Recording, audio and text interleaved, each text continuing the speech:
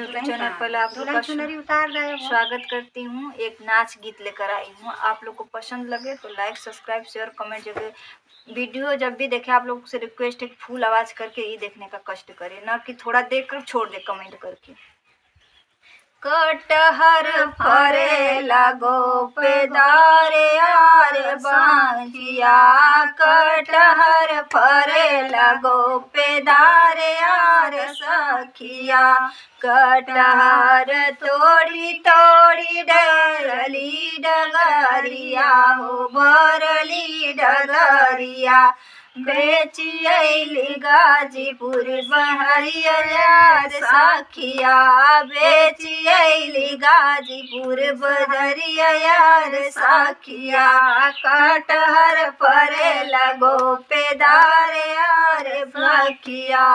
कटहर फरे लगो पेदार यार सखिया,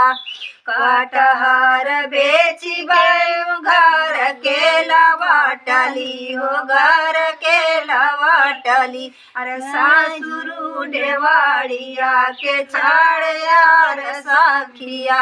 ससुरु ढेवाड़िया के ठाड़ यार सखिया, हाथवा में जोड़ी के सासुरु मनावली हो ससुरु मनावली, हरे भासुरु रसोइया में ठाड़ यार सखिया, यार कटहर फरे लगो पेदार यार सखिया, अरे भासुरु रसोइया में ठाड़ यार सखिया, अरे हम त जनली कोने गए बिलार यार सखिया, हम त जनली कोने गए बिलार यार सखिया।